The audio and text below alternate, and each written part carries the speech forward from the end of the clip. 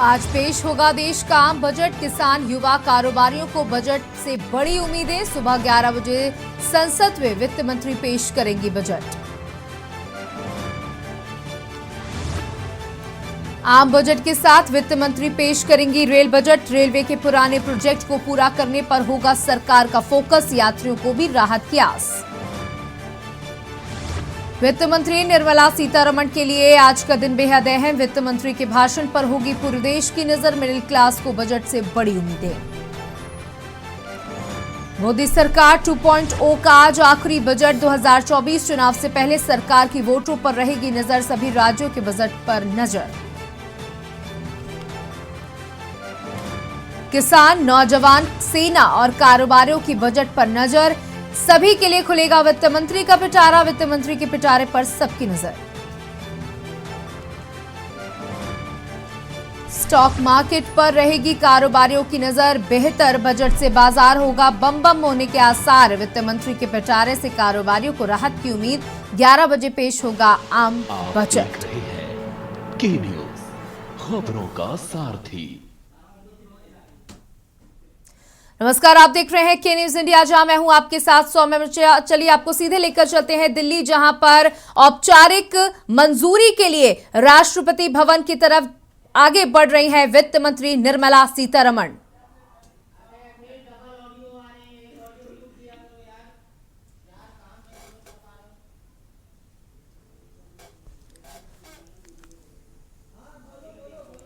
तो वित्त मंत्री निर्मला सीतारमण राष्ट्रपति भवन की तरफ बढ़ती हुई। आपको बता दें कि ये कुछ औपचारिकताएं होती हैं जिसको पूरा करना बेहद जरूरी होता है। आप तस्वीरों में लाल साड़ी में निर्मला सीतारमण को देख सकते हैं, जो राष्ट्रपति भवन जाकर राष्ट्रपति द्रौपदी मुर्मू से 10 मिनट की इनकी औपचारिक मुलाकात है, जहां बजट को पेश करने की मंजूरी लेंगी वित्त मंत्री निर्मला सीतारमण। दिल्ली में सुबह 11 बजे वित्त मंत्री पेश करेंगी बजट। यानी कि देखिए 9 बज चुके हैं और आज भी से ठीक 2 घंटे बाद ये बजट पेश होगा। जनता का बजट, आम बजट वित्त मंत्री निर्मला सीतारमण द्वारा 5वीं बार पेश किया जाएगा।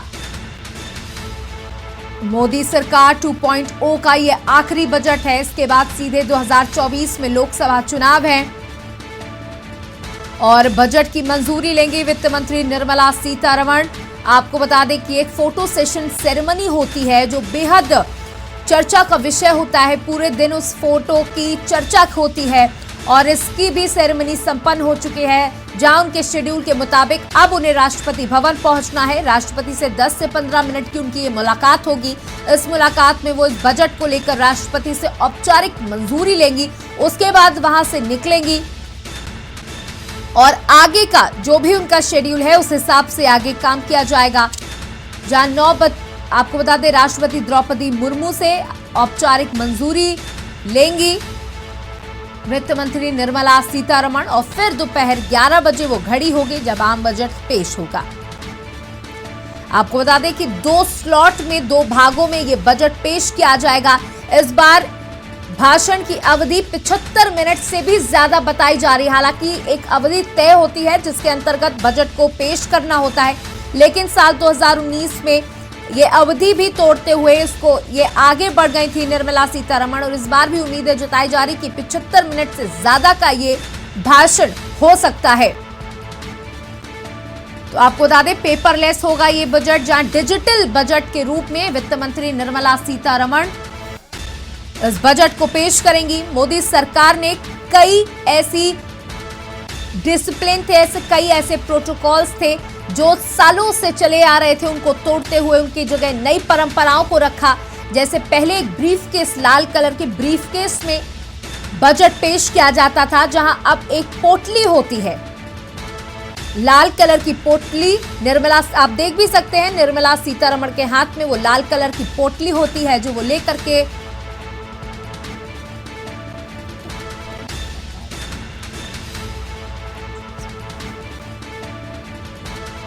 और आपको बता दें कि पेपरलेस बजट पेश किया जाता है और डिजिटल बजट इसे कहते हैं, जहां टैब के माध्यम से निर्मला सीतारमण इस बजट को पेश करती है, मीडिया के सामने सबसे पहले आती हैं और उसके बाद मीडिया से भी मुखातिब होती हैं। और आज 11 बजे वित्त मंत्री निर्मला सीतारमण इस लाल पेटी को लेकर के पहुंचेंगी संसद, जहां पर आम बजट पेश किया जाएगा। 9:25 पर राष्ट्रपति भवन पहुंचेंगी वित्त मंत्री निर्मला सीतारमण, वहां के लिए रवाना हो चुकी हैं। वहीं वित्त मंत्री निर्मला सीतारमण वित्त मंत्रालय पहुंची हैं, जहां 9:25 पर राष्ट्रपति भवन जाएंगी वित्त मंत्री निर्मला सीतारमण। राष्ट्रपति बजट को अपनी औपचारिक मंजूरी देंगी। राष्ट्रपति सुबह 11 बजे संसद में वित्त मंत्री पेश करेंगी आम बजट। आपको बता दें कई सेरेमनी होती है इस बीच में, उन सबको पूरा करेंगे वित्त मंत्री निर्मला सीतारमण, चाहे वो हलवा सेरेमनी हो, चाहे उसके बाद फोटो सेशन की सेरेमनी, जिसको पूरा कर चुकी हैं। और अब औपचारिकता जो कि राष्ट्रपति से मंजूरी को लेकर के होती है, उसको लेने के लिए पहुंचेंगी। साथ में जो डिजिटल बजट है उसको कलेक्ट करेंगी। उसके बाद आगे की प्रक्रिया की तरफ बढ़ेंगी। साथ में मीडिया के साथ बातचीत भी करेंगी। साथ ही आपको बता दें कि 11 बजे संसद भवन पहुंचकर इस आम बजट को पेश करेंगी वित्त मंत्री निर्मला सीतारमण। और बजट पर लगातार हमारी कवरेज जारी है। आप बने रहिए के न्यूज के साथ। हम आपको बजट से जुड़ी एक एक बिंदु पर चर्चा करेंगे और दिखाएंगे इस बार का आम बजट कैसा आने वाला है। सबकी निगाहें इस बजट पर टिकी हुई हैं। साथ ही कल द्रौपदी मुर्मू राष्ट्रपति के 1 घंटे के संबोधन में उन्होंने मोदी सरकार की 8 साल की उपलब्धियों को गिनाते हुए बताया कि मोदी सरकार ने महिला, जहां आपको बता दें कि कल राष्ट्रपति द्रौपदी मुर्मू का 1 घंटे का संबोधन हुआ, जिसमें उन्होंने मोदी सरकार की 8 साल की नीतियों को गिनाते हुए कहा कि हमारी सरकार ने हर वर्ग पे ध्यान दिया है। तो आपको बता दें कि बजट से पहले शेयर बाजार हुआ बम बम। बजट से पहले शेयर बाजार हुआ गुलजार। आपको बता दें इस वक्त की बड़ी खबर, जहां बढ़त के साथ खुला देश का शेयर बाजार। और इस बजट के बाद अगर ये बजट पॉजिटिव वे में आता है तो और इस बाजार में बढ़ने की उम्मीदें हैं और गुलजार होने की उम्मीदें, जहां डॉलर के मुकाबले रुपया मजबूत हुआ है। बजट से पहले शेयर बाजार गुलजार हुआ है, जहां बढ़त के साथ शेयर बाजार की ओपनिंग हुई है। सेंसेक्स में 450 अंकों की बढ़त के साथ खुला बाजार। डॉलर के मुकाबले रुपया हुआ मजबूत। इस वक्त की बड़ी खबर, जहां बजट से पहले शेयर बाजार हुआ बम बम। और अब बजट की उल्टी गिनती शुरू हो चुकी है, यानी 2 घंटे से भी कम का वक्त बचा हुआ है। और उससे पहले 9 बजे जैसे ही बाजार खुला, वैसे ही 450 अंकों की बढ़त के साथ ये बाजार खुला। और अगर बात की जाए डॉलर के मुकाबले रुपया मजबूती की ओर, बजट से पहले शेयर बाजार गुलजार। बढ़त के साथ खुला देश का शेयर बाजार, जहां सेंसेक्स में 450 अंकों की बढ़त के साथ खुला शेयर बाजार। डॉलर के मुकाबले रुपया हुआ मजबूत।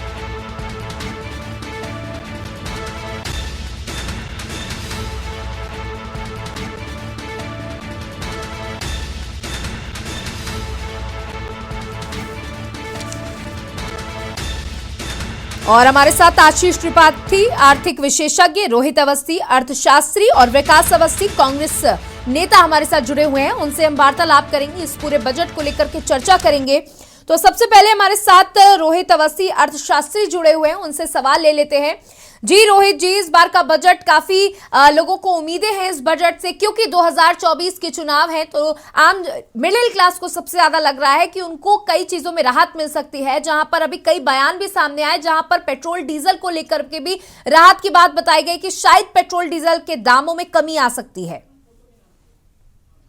जी बिल्कुल, 2024 जैसा कि सबको पता है कि इलेक्शन है, लोकसभा का बड़ा चुनाव हमारे देश के सामने।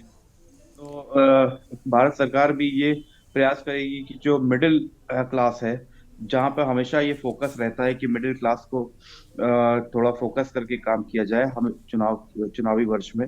तो इस बार भी ऐसा उम्मीद है कि बहुत सारी चीजों को लेकर राहत इस बजट में मिलेगी। जी। और हमारे साथ आशीष त्रिपाठी जुड़े हुए हैं, अर्थशास्त्री, उनसे भी विशेषज्ञ, उनसे जान लेते हैं। जी, जिस तरीके से वित्त मंत्री निर्मला सीतारमण अभी कुछ ही देर बाद यानी 11 बजे इस बजट को पेश कर देंगी, जहां किसान सम्मान निधि की बात कर ले, चाहे हेल्थ इंश्योरेंस की बात कर ले, इस पर भी काफी फोकस और लोकल पर वोकल पे भी इस बार उम्मीद जताई जा रही है कि प्रधानमंत्री का फोकस ज्यादा होने वाला है इस बजट में, उसको लेकर के भी काफी उम्मीदें जताई जा रही हैं। जी, सबसे पहले तो बहुत बहुत धन्यवाद मुझे इस चर्चा में शामिल करने के लिए।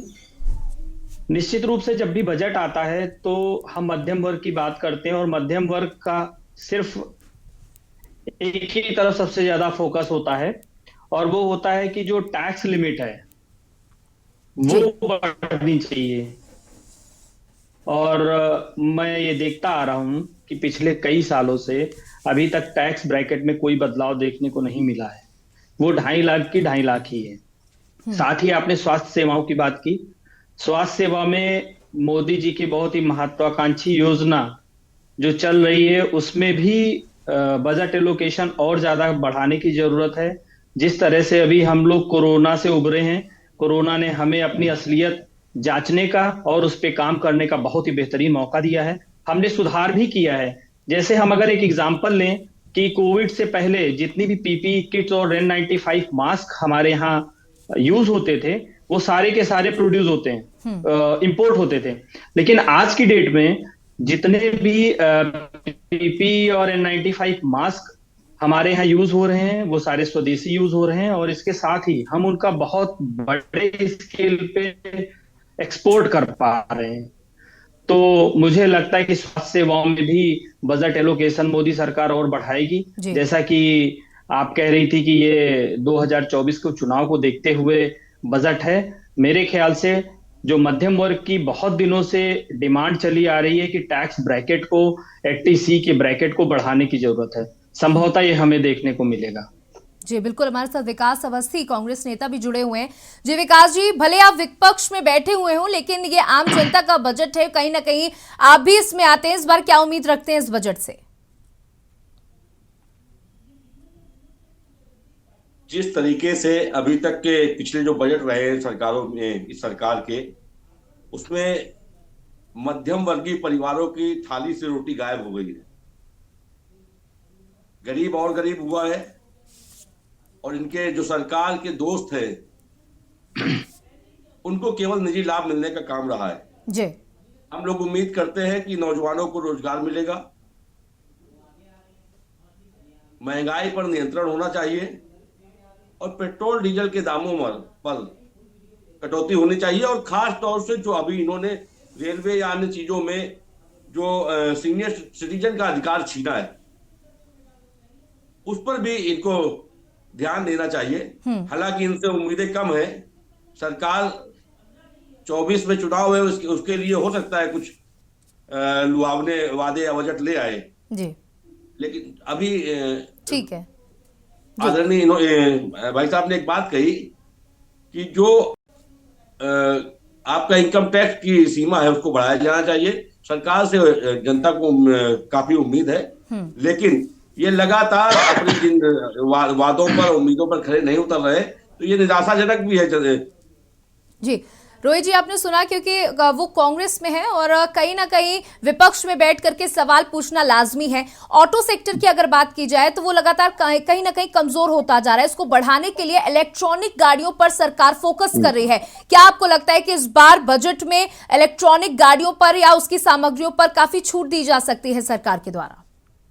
जी बिल्कुल, इस बार इलेक्ट्रॉनिक व्हीकल्स पे फोकस है, और जैसा कि कई राज्यों ने भी उसमें टैक्स माफ किया है, और जो पेट्रोल और डीजल की जो खपत का और जो बढ़ती दरों का जो विषय काफी समय से चल रहा है, इसको देखते हुए इलेक्ट्रॉनिक व्हीकल को मैन्युफैक्चरिंग से लेके कंज्यूमर तक पहुंचने के लिए गवर्नमेंट बहुत ज्यादा फोकस्ड है। नितिन गडकरी ने भी कई बार अपने भाषणों में कहा है तो हमें इसमें कुछ ना कुछ राहत जरूर देखने को मिलेगी, क्योंकि इलेक्ट्रॉनिक व्हीकल ही आगे का पूरा का पूरा एक ऑल्टरनेटिव फ्यूल के तौर पर आ रहा है। और गवर्नमेंट भी चाहती है कि जो देखिए ग्लोबल पॉलिसीज में, ग्लोबल इस समय के सिनेरियो में पेट्रोल डीजल से राहत देने के लिए जो ऑल्टरनेटिव फ्यूल की बात है वो इलेक्ट्रॉनिक ही कर सकती है, ऐसा उन्हें समझ में आ रहा है। तो गवर्नमेंट जरूर कुछ ना कुछ इसमें राहत की सबको मिलेगा। जो महंगी अभी गाड़ियां आ रही हैं उसको और सस्ता करने की बात होगी, सब्सिडी देने की बात होगी, और कुछ राज्य पहले से कर रहे हैं उनको भी मुझे लगता है कि ज्यादा इसमें फोकस करके इसमें राहत देने की बात होगी। जी आशीष जी, क्या ब्याज दरों में भी बढ़त हो सकती है? देखिए, इस समय सरकार बहुत ही कंफर्टेबल जोन में है। चुनाव हमारे नेक्स्ट ईयर ड्यू है, 2024 में आम चुनाव ड्यू है। तो हमें ये पूरी उम्मीद है कि ये बजट लोक लुभावन होगा, मध्यम वर्ग की उम्मीदों पे खरा उतरेगा। संभवतः सरकार ऐसा नहीं करेगी कि ब्याज दरों में इजाफा हो। हालांकि महंगाई रोकने के लिए अगर रेपो रेट में फिर से कम ज्यादा बढ़ोतरी की जाए या कमी की जाए, ये देखने वाली बात होगी। मुझे लगता नहीं कि ऐसा कोई स्टेप सरकार ले सकेगी इस समय। ठीक है, हमारे साथ विकास जी भी जुड़े हुए हैं। जी विकास जी, इस बार जो कल आपने द्रौपदी मुर्मू का संबोधन भी सुना होगा, उसके बाद इकोनॉमिक सर्वे भी आया जहां वित्त मंत्री ने रखा, उसको लेकर के भी कई चीजें क्लियर हुई, जहां पर उन्होंने आत्मनिर्भर भारत की लगातार खुद प्रधानमंत्री भी बात कर रहे हैं, उनके सारे मंत्री भी बात कर रहे हैं। तो इस बार कहीं ना कहीं लगता है कि इस बजट में आत्मनिर्भर भारत पर फोकस हो सकता है कि ये लगातार आत्मनिर्भर भारत की बात तो कर रहे हैं, आत्मनिर्भर भारत हो गए। अभी लगातार आप देख रहे होंगे कि अडानी जी के द्वारा जिस तरीके से उनका विश्व में 3 नंबर से 11वें नंबर तक पहुंचने का काम 1 हफ्ते के अंदर हुआ है, ये भी अर्थव्यवस्था पर कहीं ना कहीं देश पर बड़ा घात है। लोग LIC से लेके SBI तक पर अन्य जो शेयर्स मार्केट, अभी आपने कहा कि शेयर बाजार खुले हैं, उनमें बहुत बूम है जी। तो प्रार्थना है कि ये बूम बनी रहे, क्योंकि मुझे नहीं लगता है कि जिस तरीके से धोखे में रखकर इकोनॉमी की बात कही जा रही है सरकार के द्वारा, इकोनॉमिक अर्थव्यवस्था को लेकर जो झूठ फैलाया जा रहा है उसको बंद करना चाहिए। लोग, आम जनता के बीच में सही चीजें पहुंचनी चाहिए। और दूसरी बात एक ये कहूंगा, एक सलाह देना चाहूंगा कि अगर मनरेगा जैसी स्कीम जो कांग्रेस लाई थी, जो सीधे गरीब आदमी के हाथ में पैसा पहुंच रहा था, उसके काम से उसके रोजगार उसको मिल रहा था, अगर उसको बढ़ावा देंगे तो मुझे उम्मीद है अगर ऐसी चीजों से, और आप लोग भी इस चीज का अनुभव ले चुके हैं, इस देश में मनरेगा जैसी स्कीम ने बड़ा रोजगार और जमीन पर पैसा पहुंचाने का काम किया था। अगर उस पर बढ़ावा देंगे तो हो सकता है कुछ अर्थव्यवस्था में जमीनी स्तर पर सुधार होने का काम हो। जी, लगातार आप सभी मेहमान हमारे साथ जुड़े। मोदी सरकार 2.0 का ये आखिरी बजट है। इसके बाद साल 2024 में लोकसभा के चुनाव है और इस बजट से आम जनता को बहुत उम्मीदें हैं और हमें भी उम्मीदें हैं कि इस बार का बजट क्या होगा। वहीं शेयर बाजार उछाल के साथ खुला है और लगता है शेयर बाजार को भी इस बजट से काफी पॉजिटिव उम्मीदें हैं। हमारे साथ हमारे मेहमान जुड़े हुए हैं, उनसे हम लगातार चर्चा कर रहे हैं। हम लगातार उनसे चर्चा करेंगे, लेकिन उससे पहले क्योंकि 9:25 होने वाले हैं और वित्त मंत्री का शेड्यूल हम आपको बता देते हैं। 10:10 पर वो कैबिनेट की बैठक में पहुंचेंगी और फिर 11 बजे संसद में बजट पेश करेंगी वित्त मंत्री निर्मला सीतारमण। दोपहर 3 बजे प्रेस कॉन्फ्रेंस करेंगी वित्त मंत्री।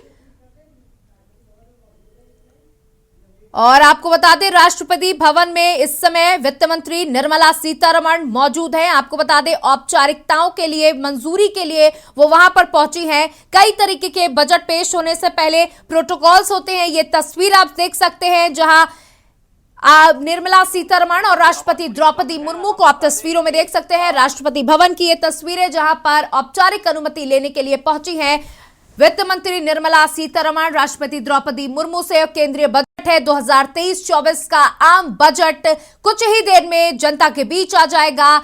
करीबन 75 मिनट से ज्यादा का ये भाषण होगा वित्त मंत्री निर्मला सीतारमण का और मोदी सरकार 2.0 का ये आखिरी बजट। पूरी आप स्क्रीन पर ये तस्वीर देख सकते हैं जहां पर राष्ट्रपति मौजूद हैं, वित्त राज्य मंत्री मौजूद हैं, वित्त मंत्री मौजूद हैं और अन्य लोग इस तस्वीर में आप देख सकते हैं। जहां बजट में इस बार क्या कुछ खास होगा, आम आदमी को कितनी राहत मिलेगी इस बजट से, ये तो 11 बजे के बाद पता चलेगा जब धीरे धीरे वित्त मंत्री निर्मला सीतारमण अपने भाषण के माध्यम से बजट के पन्नों को खोलेंगी डिजिटल माध्यम से।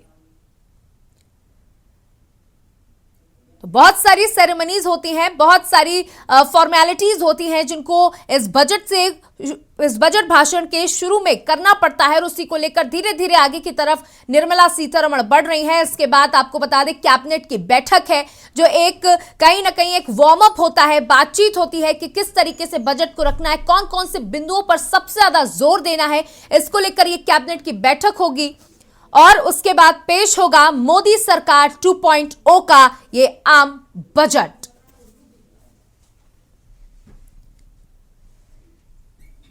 तो इस बार कई वर्ग में, कई विभागों में, चाहे वो मिडिल क्लास हो, चाहे वो लोअर मिडिल क्लास हो, सभी को इस बजट से बहुत उम्मीदें हैं। वहां गृहिणियों को उम्मीद है कि उनके किचन में राहत मिलेगी, जैसे सिलेंडर, दाल और इस तरह की सामग्रियों में, इस तरह की चीजों में दाम कम होंगे, राहत मिलेगी। तो रोजमर्रा जिन लोगों को सैलरी बेसिस वाले लोग हैं उनको टैक्स में छूट की उम्मीद है कि उनको टैक्स में छूट मिलेगी। साथ ही पेट्रोल डीजल के दाम कम होंगे। आप देख सकते हैं कि सुबह का वक्त है, इसलिए राष्ट्रपति से मिलने के दौरान चाय भी राष्ट्रपति भवन में वित्त मंत्री को आप देख सकते हैं टेबल पर बैठे हुए, वित्त राज्य मंत्री को देख सकते हैं और हेड सीट पर बैठी हुई राष्ट्रपति द्रौपदी मुर्मू। और वित्त मंत्री निर्मला सीतारमण अब से थोड़ी ही देर में, एक्सक्लूसिव आप देख सकते हैं, और थोड़ी देर में वित्त मंत्री निर्मला सीतारमण पेश करेंगी आम बजट। बजट में अगले 25 साल के विकास का ब्यौरा होगा, जहां आपको बता दें कि मोदी सरकार का यह सपना है कि 5 ट्रिलियन की इकोनॉमी बनाना है और ये बजट उस सपने को साकार करने में एक अहम भूमिका निभा सकता है। हमारे साथ हमारे मेहमान जुड़े हुए हैं। जी रोहित जी, आपके पास आना चाहूंगी क्योंकि आप तस्वीरें हम अपने दर्शकों को दिखा रहे हैं कि औपचारिकताएं पूरी हो चुकी हैं और अब जिस घड़ी का हम सभी को इंतजार है वो कुछ ही देर में वो घड़ी आ जाएगी, 11 बज जाएगा। सबसे ज्यादा अगर हम बात करें रोजगार की, इस समय बेरोजगारी की दर जो है वो देखिए अगर डेटा के अकॉर्डिंग तो वो बढ़ती जा रही है बेरोजगारी। इसको लेकर के सरकार क्या कुछ प्रबंध कर सकती है? जी बिल्कुल, भारत जैसा कि एक युवाओं का देश है, युवाओं की बढ़ती आबादी और साथ में जिस तरीके से यहाँ पे बेरोजगारी का अभी कुछ सालों में इजाफा हुआ है, इसको देखते हुए 2-3 सेक्टर्स काम काफी तेजी से उम्मीद की जा रही है। एक्सपर्ट्स उम्मीद कर रहे हैं कि इस बजट में हमें देखने को मिलेंगे। पहला एजुकेशन लोन पे, जैसा काफी कि एजुकेशन लोन कुछ सस्ता होने की, उसमें रेट ऑफ इंटरेस्ट उसका सस्ता होगा, क्योंकि यहाँ पे कार लोन और होम लोन से भी महंगा हमारे एजुकेशन लोन है। और जब पढ़ाई करने युवा जाते हैं तो उनको एजुकेशन लोन की बड़ी समस्या रहती है। दूसरा रोजगार को लेके, फिर उनका जब रोजगार आता है तो एजुकेशन लोन चूंकि ज्यादा रहता है, इसलिए वो स्वरोजगार पे नहीं जा पाते। जो इनका सरकार का एक फोकस पॉइंट है कि हम मैन्युफैक्चरिंग, छोटे छोटे मैन्युफैक्चरिंग यूनिट क्रिएट करें, एमएसएमईज पे बात करें, तो इसके लिए मुझे लगता है कि युवाओं के रोजगार पे हमें बड़ी एक कोई देखने को मिल सकती है यहाँ बजट में आज। जी बिल्कुल, हमारे साथ कांग्रेस नेता भी जुड़े हुए हैं। जी, आप लगातार सरकार को ओल्ड पेंशन स्कीम पर घेरने की कोशिश कर रहे हैं, क्या लगता है आपको कि क्या आप जिस तरीके से जाल बिछा रहे हैं, सरकार उस ओल्ड पेंशन स्कीम पे भी कुछ काम कर सकती है?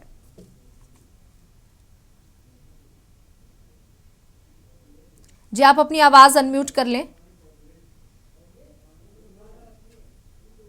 सरकार को वो हर एक कार्य करना चाहिए जिससे आम जनता को लाभ मिल सके, लेकिन सरकार की मंशा ऐसी नहीं है।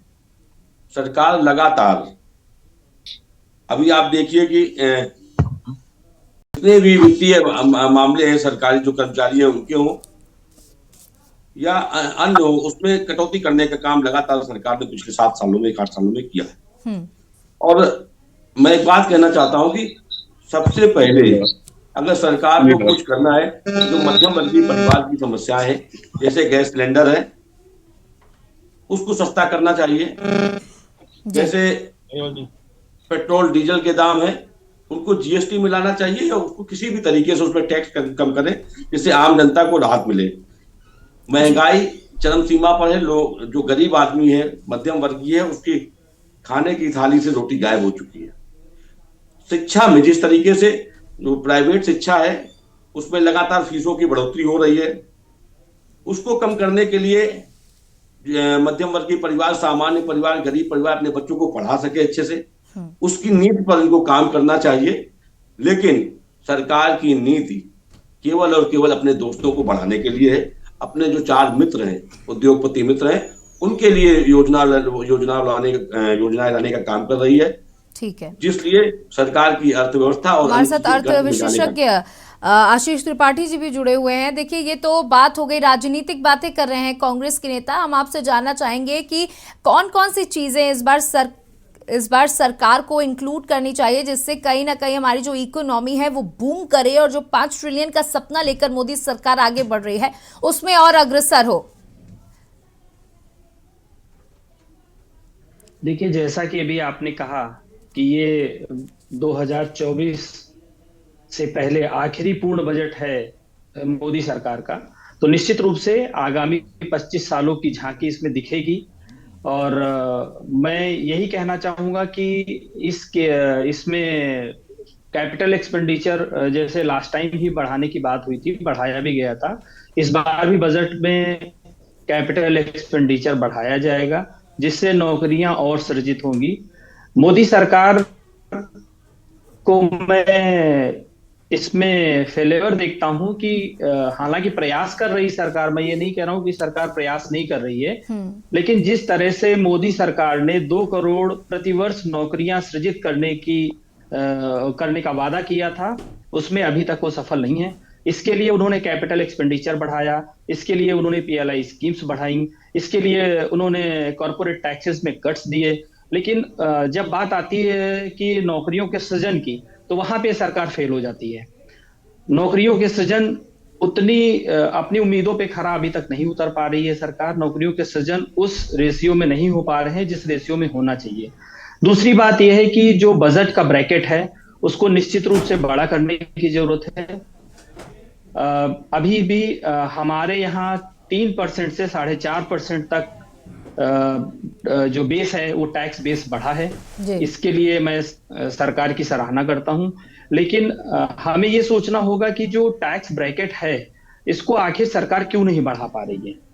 इसको सरकार को बढ़ाना चाहिए, मध्यम वर्ग को राहत देनी चाहिए, क्योंकि जो टैक्स पेयर्स हैं उसमें बहुत बड़ा हिस्सा हमारे सैलरीड क्लास का है और ये बहुत लंबे समय से डिमांड रही है कि ये 2.5 लाख से प्लस करना चाहिए। जी बिल्कुल, उसको अभी तक ये सरकार नहीं बढ़ा पा रही। जी आशीष जी और बाकी के सभी मेहमान हमारे साथ लगातार जुड़े रहे। हम बजट पर चर्चा कर रहे हैं, साथ ही आपको अपडेट दे दें जहां अभी अधीर रंजन चौधरी नेता प्रतिपक्ष कांग्रेस ने अपनी बैठक बुलाई है जहां मंथन होगा बीजेपी के बजट को लेकर। बता दें, वित्त मंत्री निर्मला सीतारमण ने राष्ट्रपति भवन पहुंच करके राष्ट्रपति द्रौपदी मुर्मू से एक जो औपचारिक अनुमति होती है बजट को लेकर उसको ले लिया है और अब आगे की तरफ बढ़ रही हैं। साथ ही आपको बता दें कुछ ही देर में मोदी की कैबिनेट बैठक शुरू होगी, इस पर बजट पर चर्चा होगी। वहीं पक्ष को घेरने के लिए विपक्ष में जहां अधीर रंजन चौधरी नेता प्रतिपक्ष ने बैठक बुलाई है जहां पर सरकार को घेरने की तैयारी है। उसके बाद 11 बजे बजट पेश होगा। तो हमारे साथ हमारे मेहमान जुड़े हुए हैं। इसके साथ हमारे एक और मेहमान हमारे साथ जुड़ चुके हैं, किसान नेता सुभाष सिंह हमारे साथ जुड़ चुके हैं। उनसे जान लेते हैं कि इस बार के बजट में 5 घोषणाएं ऐसी हैं जिसको लेकर के पूरे देश ने उम्मीद जताई है। किसानों को लेकर के कई बड़े ऐलान हो सकते हैं, ऐसी उम्मीदें जताई जा रही हैं। किसानों को भी यही उम्मीद है। सुभाष जी, क्या कहना चाहेंगे आप?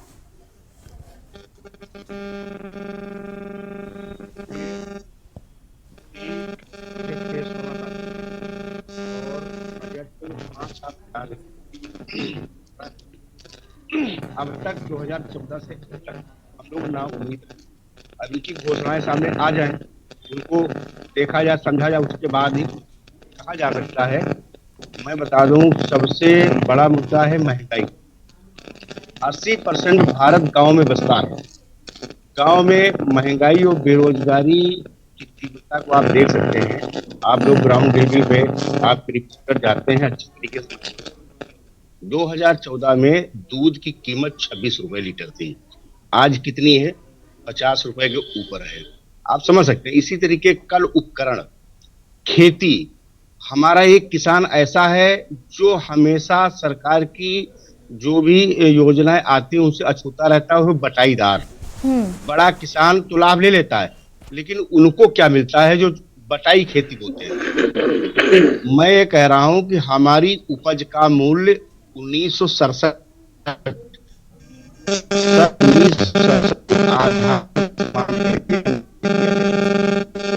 लंबे समय से लोग मांग कर रहे हैं, चाहे वो कांग्रेस की सरकार रही हो, चाहे भारतीय जनता पार्टी 1 या 2 या जो भी रहा हो, आज तक किसी ने कोई ध्यान नहीं दिया। दूसरी चीज मैं बताऊं, यह सरकार 100% दम की सरकार है, दम है। ये किसान प्रतिनिधियों से बात करना मुनासिब नहीं समझते, तानाशाही रवैया है। ठीक है, अब ये हम आज बजट में पता चलेगा कि किसानों के लिए क्या कुछ है। सरकार वास्तविकता में किसानों के लिए सोच रही है कि नहीं सोच रही है। बीजेपी से हमारे साथ अनुपम भंडारी जुड़ चुके हैं। जी अनुपम जी, आपने सुना कि किसान नेता का क्या कुछ कहना है। उनका कहना है कि किसानों के हित में ये सरकार बिल्कुल नहीं सोचती और आज भी उन्हें ऐसा लगता है कि इस बजट में कुछ खास किसानों के लिए नहीं होने वाला है।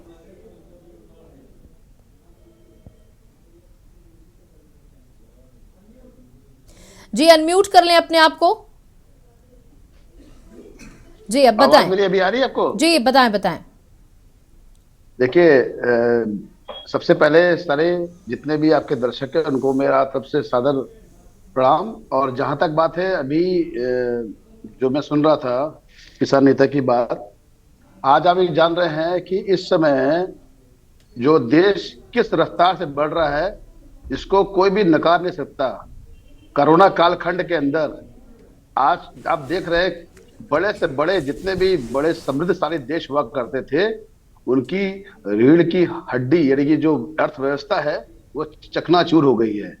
और भारत जैसा हमारा विशाल देश जिसमें इतनी ज्यादा जनसंख्या है, उसके बाद जिस तरीके से वो 5वीं अर्थव्यवस्था बन के पूरे विश्व में आया है, उसके लिए हमको धन्यवाद देना चाहिए हमारे नेतृत्व का, मोदी जी का, कि जिस तरीके से उन्होंने लीड करके आज हर जगह आप देख रहे होंगे इस समय हमारा देश जिस स्पीड से काम कर रहा है, जिस स्पीड से उसकी अर्थव्यवस्था है, और जिस चीजों में आज सबसे बड़ी बात कानून की जो स्थिति है देश में, वो पहले से कई ज्यादा बेहतर हुई है।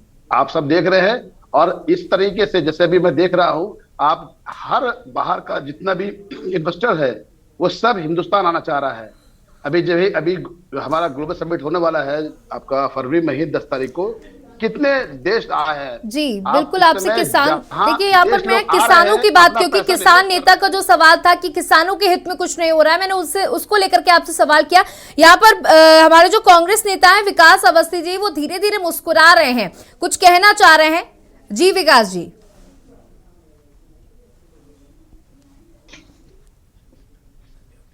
अनम्यूट कर लें। अब जान रही हूं मैं, आप काफी उत्साहित हैं बोलने के लिए, कुछ अनम्यूट कर लें, उसके बाद बोलें। मैं अपने दोस्त से एक बात कहना चाहूंगा, जो बीजेपी के साथी हमारे बोल रहे थे, कि एक बार किसी मध्यम वर्गीय और गरीब परिवार के घर में जाकर देखें कि देश की अर्थव्यवस्था क्या है। गरीब आदमी अपने बच्चे को पढ़ाने के लिए परेशान है, मध्यम वर्गीय परेशान है, उसकी महंगाई के कारण उसकी कमर पूरी तरह टूट गई है, बच्चों को रोजगार नहीं मिल रहा है, 1-2 करोड़ लोगों को नौकरी देने का जो सरकार ने वादा किया था वो अभी तक पूरा नहीं कर पाई है। मैं इनसे पूछना चाहता हूं कि केवल अर्थव्यवस्था के आंकड़े दिखा देने से क्या लोगों के पेट भर जाएंगे? क्या उनको नौकरी मिल जाएगी? क्या उनके बच्चों की फीस जमा हो जाएगी? कि उनके घर का बिजली का बिल जमा हो जाएगा?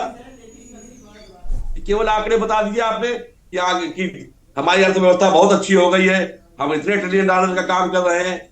देखिए, हम सब जितने लोग बैठे हैं यहाँ पर, सभी लोग सामाजिक लोग हैं, समाज से जुड़े हुए, और सारी चीजों को बहुत अच्छी तरह जानते हैं।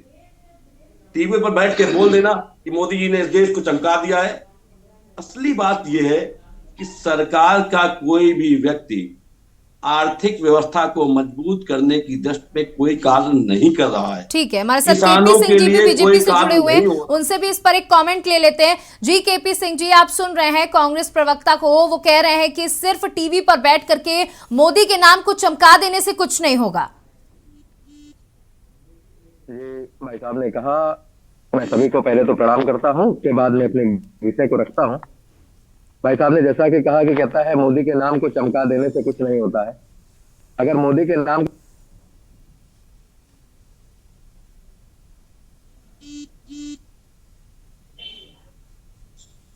केंद्र रिपीट हो रही है, राज्य में योगी जी की सरकार रिपीट हो रही है, तो क्या ये युवाओं का विश्वास नहीं है?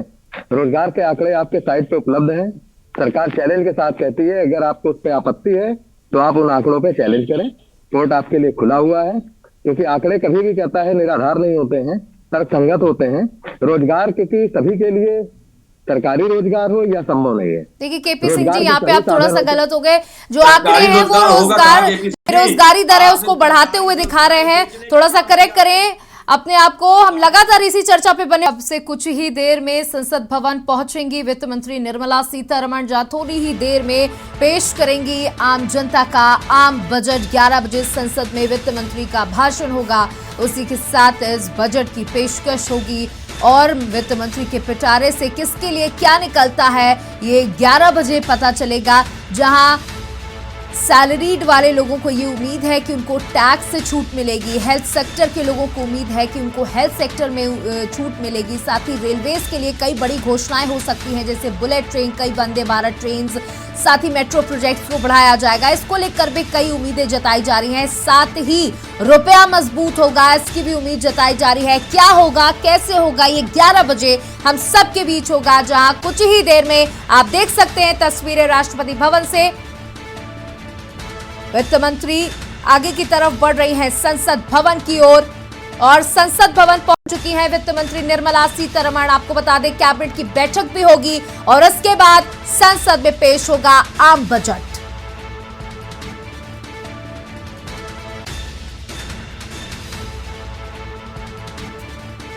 आपको बता दें कि इससे पहले यानी कि अब से कुछ ही देर बाद प्रधानमंत्री की अध्यक्षता में कैबिनेट की बैठक होगी। इस कैबिनेट की बैठक में एक वार्म अप किया जाएगा कि आगे किस तरीके से किन बिंदुओं पर फोकस करना है, किन बिंदुओं को और स्पष्टीकरण और स्पष्ट करके सभी के बीच में रखना है। और प्रधानमंत्री मोदी ने कहा भी था कि ये सिर्फ देश को समर्पित बजट नहीं है, इस बजट पर पूरी दुनिया की नजर है, ये भारत का आम बजट है।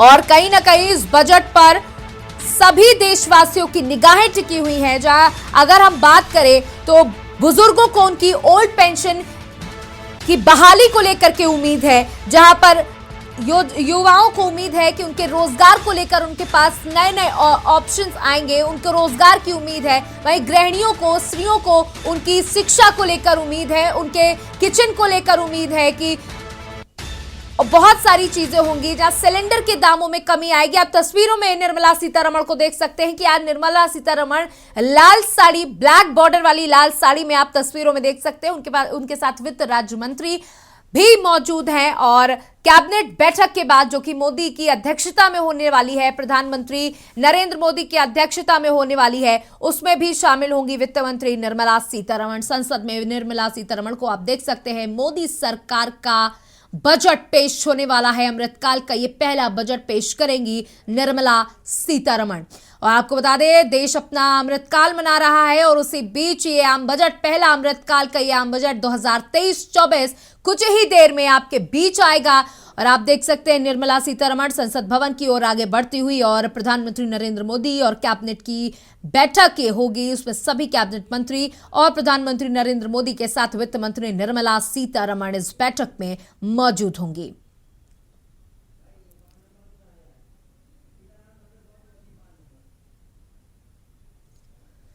और आपको बता दें कि ये बजट बेहद महत्वपूर्ण होने वाला है, क्योंकि ये जनता का बजट है, ये आम बजट है, जहां गरीबी रेखा से नीचे वालों को उम्मीद है कि कहीं ना कहीं उनको कई चीजों में छूट मिलेगी, कई सुविधाएं उनके लिए सरकार लेकर आएगी। वहीं मिडिल क्लास को उम्मीद है कि पेट्रोल डीजल जैसे जो इस पर सबसे ज्यादा उन पर बोझ पड़ता है, टैक्स का बोझ पड़ता है, उसमें उनको छूट मिलेगी। सिलेंडर के दामों में कमी होगी, खाद्य सामग्रियों पर कमी होगी, इसको लेकर के उनको उम्मीदें हैं। वहीं अगर उद्योगपतियों की बात की जाए तो उनको उम्मीद है कि जैसा ये बजट आएगा उस हिसाब से शेयर बाजार, वैसे आपको बता दें कि जैसे इस बजट के कुछ घंटे बाकी रह गए थे, शेयर बाजार अपनी भारी उछाल के साथ खुला और उम्मीद जताई जा रही है कि ये बजट शेयर बाजार के लिए काफी पॉजिटिव रहने वाला है। और रुपया अभी डॉलर के मुताबिक मजबूती की स्थिति में बना हुआ है। और इस बजट के बाद क्या कुछ होगा, वित्त मंत्री अंदर की ओर जाती हुई, जहां आपको बता दें कैबिनेट की बैठक कुछ ही देर में शुरू होने वाली है। प्रधानमंत्री की अध्यक्षता में ये बैठक होगी और हमारे साथ हमारा पैनल जुड़ा हुआ है। हमारे साथ बीजेपी के मेहमान हैं, हमारे साथ कांग्रेस प्रवक्ता हैं, साथ ही अर्थशास्त्री हमारे साथ जुड़े हुए हैं। हमारे साथ रोहित अवस्थी अर्थशास्त्री जुड़े हुए हैं जिनसे हम बातचीत कर लेते हैं। जी रोहित जी, अगर हम दुनिया के प्रोस्पेक्टिव से देखें तो हेल्थ को लेकर दुनिया बहुत ज्यादा अग्रसर है, बहुत ज्यादा ध्यान देती है, लेकिन अगर इंडिया की बात की जाए तो हम हेल्थ इंश्योरेंस में बहुत ज्यादा पीछे हैं। हालांकि जो सरकार की नीतियां हैं उससे कहीं ना कहीं लोगों में हेल्थ इंश्योरेंस को लेकर रुझान आया है, उनको जागरूकता हुई है, लेकिन अभी भी हम बहुत पीछे हैं। तो इसको लेकर सरकार कुछ कर सकती है? जी बिल्कुल, देखिए ये बहुत महत्वपूर्ण बात आपने, क्योंकि अभी हम कोरोना काल से गुजरे हैं, कोविड-19 और उसके बाद के जो अर्थव्यवस्था पे जो भी उसमें डेंट पड़े थे, उसको देखा है कि किस तरीके से कोरोना काल ने अर्थव्यवस्था को हिला के रख दिया, ना कि भारत को बल्कि पूरे विश्व को। वहां पे बात समझ में आई तो कोरोना के जो प्रभाव थे उसको देखते हुए भारत सरकार भी बड़ी महत्वपूर्ण घोषणाएं उसमें कर सकती है कि कई विश्व के देश जिस तरीके से अपने हेल्थ सेक्टर को लेके हेल्थ इंश्योरेंस कंपलसरी है सिटीजन्स के लिए, उसी तरीके के भारत में भी आयुष्मान योजना जो भारत ने लॉन्च करी थी और उसमें बड़े अच्छे रिजल्ट देखने को मिले। ये विश्व की सबसे बड़ी हेल्थ सेक्टर की योजना थी। इसके साथ ही प्राइवेट सेक्टर में भी अगर हेल्थ इंश्योरेंस सभी लोग कराना शुरू करें तो काफी उसमें राहत हो सकती है सरकार को। ये कोविड के बाद से ये सभी ने जाना है और इसको मुझे लगता है कि आज के बजट में भी इस पे फोकस रहेगा। हेल्थ इंश्योरेंस को लेके भी हेल्थ सेक्टर में अस्पताल और प्राइवेट सेक्टर्स के जैसे हॉस्पिटल्स को भी शायद मंजूरी मिल सकती है कि यहाँ पे खोले, जैसे कि विश्वविद्यालय, ग्लोबल यूनिवर्सिटीज को यहाँ पे इंडिया में उसी तरीके से बड़े सेक्टर्स को यहाँ पे इन्वेस्टमेंट के लिए भी मंजूरी मिल सकती है और हेल्थ इंश्योरेंस हेल्थ सेक्टर को काफी राहत यहाँ पे देखने को मिलेगी आज। जी बिल्कुल रोहित जी, तो हमारे साथ आप सबका जुड़ने के लिए बहुत बहुत शुक्रिया। लेकिन हम चाहेंगे कि हमारे साथ सुभाष सिंह जी किसान नेता जुड़े रहे, हम उनसे और सवाल लेना चाहते हैं क्योंकि इस बार किसानों का मुद्दा हावी है और किसान चाहता भी है कि उसको इस बजट में भरपूर लाभ मिल सके।